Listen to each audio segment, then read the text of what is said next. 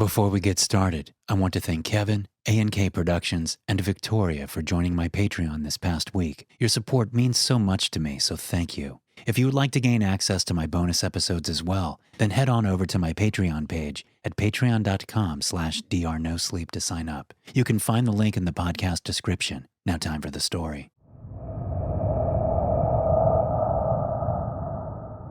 Has anyone tried to finish Mr. Riddle's dark web challenge? I'm a sucker for puzzles. Give me a brain teaser, and I will likely think about it all day. Sometimes, I even go to bed thinking about it so my subconscious can figure the problem out. Call it a hobby or an obsession, but I guess being stuck at home more has given me a chance to go down a few internet rabbit holes and get hooked on stuff. One of my favorite pastimes is new ARGs, or alternative reality games, if you haven't heard the term before. I found Twitter to be a breeding ground for these types of games. Typically, they involve a set pattern with regular updates and interesting tidbits of world building. Eventually, they are solved, and the account is closed. When I found the account for Mr. Riddles, I knew that it was different. It only showed up on my Reddit feed about a month ago. A brand new account was posting and encouraging as many new members as possible to follow them on Twitter.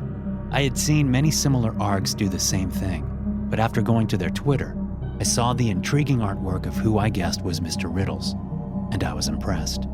The creators were taking their time with his creation. The first puzzle wasn't even a puzzle. It was just a rhyme with a few emojis. All of those commenting on the initial puzzle were replying with the skull emoji over and over. Day 2 was a little different. The account came out with a list of names with numbers alongside them. Sam 1, Robert 4, Felicia 13, and so on, all the way up to number 30. I was surprised to find that my name was placed alongside the number 17. All I had done was like the tweet. I hadn't commented or expressed an interest in being involved. But now, I am registered for some kind of contest. The first challenge was about to begin. I was sent a link to what looked like a typical dark web forum.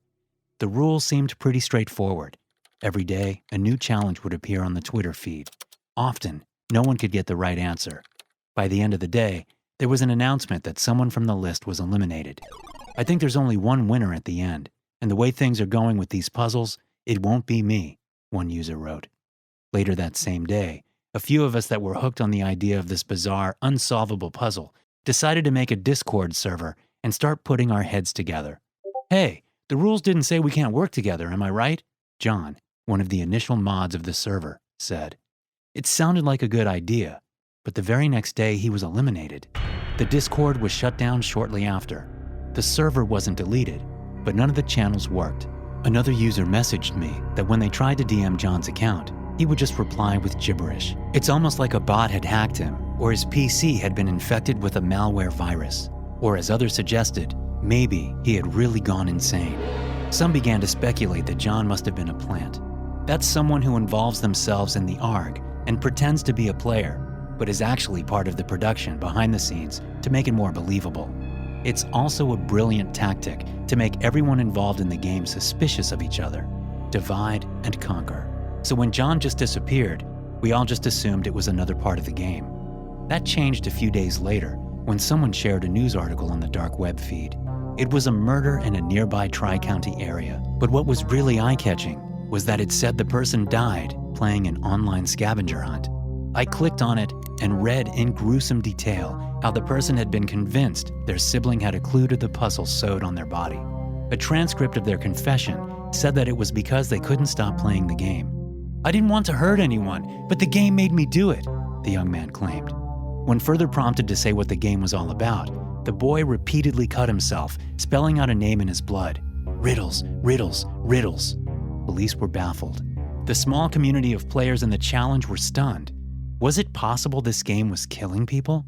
Maybe it's like the Blue Whale Challenge, and it becomes to the point that the game convinces people to kill themselves, one user told me during a conversation. It wasn't unheard of, but we both rationalized that it had to be that the game was only affecting mentally ill people in this negative way. Comes with the territory of ARG, I guess, I replied. Sounds lame to say, but it wasn't unheard of. I don't know, man. Something about this feels different. Like, have you gotten one of the cards yet? I told him I didn't know what he was talking about, and he showed me what appeared to be a shuffled picture. Putting it together, revealed a picture of one of the major arcana of the tarot, specifically one for death. "When did you get this?" I asked inquisitively. "Just yesterday. They sent it when I solved the daily puzzle on the website." I checked it and didn't see the puzzle at all. Strange as it sounds, I couldn't even remember the puzzle from the day before. Maybe I had missed it, or perhaps it had been private. Some contests did that. Sure, it made sense, I told myself. But I still shrugged it off. "They likely are going for a horror angle, just trying to scare you," I said. My friend didn't believe me, insisting that the card that had been pulled related directly to their life. "Let me ask you something. Did you ever actually give the contest your name?" he asked. It made me uneasy when I realized they hadn't either. Was someone doxing us, trying to gain information on our personal life without us realizing it? Their concern grew over the next few days as they began receiving odd messages from the person in charge of the Twitter account. "These riddles are bothering me, man. I feel like I'm constantly watched. Somehow they always relate to whatever I'm doing. It's fucking weird. I got a friend who works in cybersecurity. Let me see if I can figure out who is running the show. In the meantime, just report it to Twitter," I retorted, wondering if the game was beginning to take a toll on my friend's sanity. We didn't know each other in real life, and given that the game was becoming more difficult by the day, it felt like we needed to rely on each other more than ever for a good outcome. I even tried to suggest they take it easy and take a break, but they didn't listen. I understood because I was too invested to quit either. The next day, I got my own unique puzzle. This one was a cipher. For the life of me, I couldn't figure it out. No clues to discover what the keyword was. Nothing even remotely connected. I started putting in random combinations, like my last name, my father's last name, anything. It wasn't working. Then I researched and looked up the ancestral name of my family and put it in. To my surprise, it gave me a result. The word was cursed. I'm not sure why, but as I saw that cipher, I got this sinking feeling in my chest. I felt like I was being watched. I tried to contact my friends to tell them that I was starting to grow concerned about this game, but they didn't respond. Their Twitter had been deactivated, erased. I went to Reddit next to see if I could glean any further information on the account connected to Mr. Riddles. There was still just that one singular post from a month ago. The only connection I now had was the dark web. Maybe I was still overthinking it, but part of me was becoming convinced this was not an ordinary game. For one thing, instead of posting a daily puzzle on Twitter like before, the website started to DM me, just like it had done to John. It was showing me disturbing images of gore and violence, each one more graphic than the rest. For some reason, though, I kept looking to determine what the clues meant.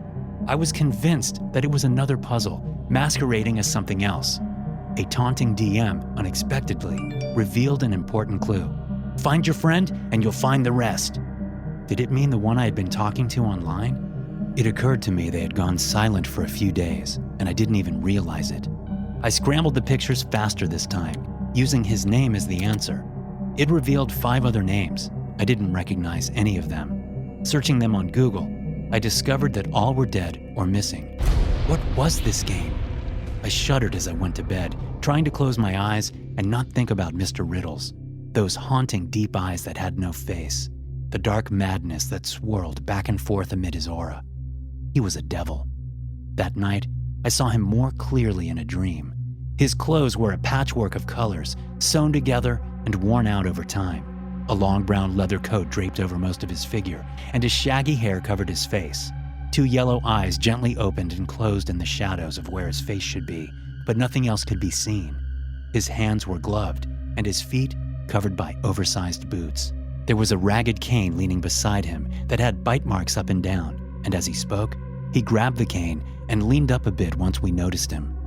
"You came to play and thought you were done, but when you stop, then I get to have my fun." And he made this strange laugh that I can never forget. It was bizarre and echoed through my head. He reached for me and told me a secret. "The game can't be won except by me. Give up and you will be free." Then he cut me right across my chest with his fingernails. I screamed at the top of my lungs and jumped out of bed. Ripping my shirt apart, I looked down on my chest to find it was, in fact, bleeding. I rushed out of bed into the washroom, scrambling to get some water on my face. The water was scalding hot, and I had to pull my hands back. The room got hotter and hotter, steam billowing and smoky letters forming on the other side of the mirror. In the shadows behind me was the form of Mr. Riddles. "We're not done until I say. You'll have no choice but to play." As I turned to confront the apparition, my bathroom seemed quiet and lonely. Just me and my paranoid mind losing sleep over some stupid game. I told myself as I reasoned that the wound had been self-inflicted. There was no such thing as a digital ghost or even a real one. I just needed sleep. As I laid back down, I heard the laugh again. It kept rattling in my head as I struggled to go to sleep. I don't think it stopped until the next day when I reluctantly got online and responded to one of the puzzles. There were 3 choices. It felt like none of them could be correct. I just needed my brain to catch a break and shut down for a little bit. But that didn't happen. The second I solved the puzzle, someone sent me another, and then another. I shut off my phone and determined that I had spent too much time on this internet rabbit hole. I wasn't going to let the Mr. Riddles game control me anymore.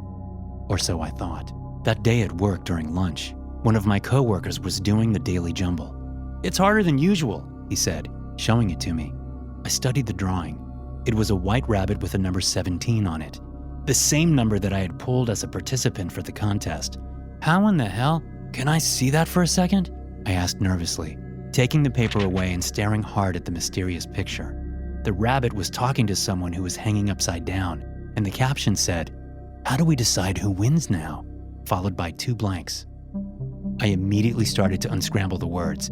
Each one was more disturbing than the last. Then, a clear answer began to form. "Everyone loses." I crumbled up the paper and tossed it away. My coworkers thought I had lost my mind, and maybe I had. This game was controlling my life, and I couldn't even escape it if I tried. Was it really driving me mad? I started to hallucinate. Mr. Riddles was around every corner, constantly taunting me to play a game. It felt like each time I tried to ignore him, things got worse. But I tried as hard as I could to stop the game from going further. First, it was only hurting me. My stomach would constantly ache, or I would get a severe headache. And then, of course, the hallucinations and the nightmares continued. Mr. Riddles was everywhere I was. Was I the only contestant left? And now he was haunting me? Sometimes I would hear this nightmarish song hum in my head. It was like something out of a haunted carnival. Dissonant organ music mixed with vaudevillian strings. "Hey diddly do, I have some riddles for you. Who's big and mean, but not quite green? Hey diddly do, I know the answer, do you? Hey diddle diddle, can you solve my riddle? Who's watching when you lie and snickering when you cry?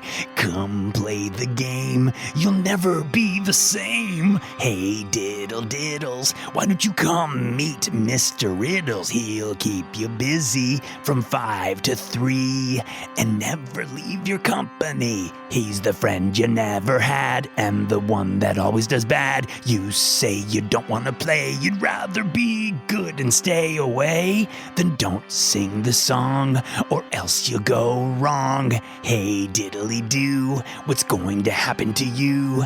Hey diddle diddles, come and play with Mr. Riddles.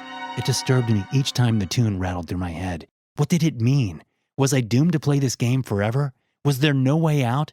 The account on the dark web continued to post challenges. Still, people struggled to figure it out. I wasn't alone. But was it all an illusion? Were any of these people real? A few days ago, right before the finale contest announcement, I received a disturbing call from my buddy in cybersecurity. I couldn't find a singular IP address for the Twitter account or anything. It's randomly jumping around, showing locations all around the globe. It's not tied down to one place. He cleared his throat. It's a sophisticated artificial intelligence, that's for sure. That deep, hollow feeling in my chest was returning. I was fighting a force beyond understanding, and anyone that was even getting close to discovering the truth was being eliminated. I got a DM that same day. "You're all that is left. What luck. Tomorrow we will see whether or not you really suck." July 30th, yesterday, the final puzzle. I was sure I could solve this one. Mr. Riddles would release me from his infernal grasp and return my sanity. I was expecting something complicated, but what I got was much more than that. An enigma. In case you aren't familiar with them, enigma puzzles were codes designed by the Germans during World War II. It took Britain nearly to the end of the war to solve some of the encryptions because of how difficult they were. There were so many varieties that some have considered it the most challenging test of mental strength known to man. This is what Mr. Riddles was taunting me with, challenging me to finish a puzzle that had stumped much smarter men than me. There were scrambled messages I couldn't make heads or tails of. Like so many other ciphers, I needed a keyword. I had no idea what it might be, or how many rotations to go in the decrypting machine. During the war, a brilliant scientist managed to find a way to decrypt them, which ran through all different combinations of ciphers. It was mind-numbing and time-consuming. I didn't want to do that, especially since the puzzle also came with a countdown, only 24 hours to figure out the final solution. I could hear his supernatural laugh taunting me. I was going to wind up going insane, just like the rest. Hour by hour passed by, and I tried desperately to stop thinking about the game, but I couldn't. The farther I tried to push it away, the worse my luck got. I wasn't even sure that there was a viable solution. Then I realized there was only 1 hour left. Mr. Riddles himself showed his face in the screen. I saw his ghastly figure standing and waiting for me to fail, laughing with glee. Why don't you just lose? Maybe that was the answer, to give up. I couldn't see any other way. This is where you come in. There's one final part to this game, and unfortunately, this sick, twisted puzzle involves you as well. The tests of mental acuity I was forced to participate in are now headed to you, all of them. If you solve them, you will learn your role in all of this and ultimately, your fate. You will be another cog in this game. But be warned, Mr. Riddles is impatiently waiting. There are no winners, only losers, and he will find you if you choose not to play. It's too late now. You can't escape. Choose carefully before the countdown begins. Beware of what curiosity can do. Thanks for listening. If you enjoy these stories, be sure to subscribe to the podcast and check out some more of my episodes here.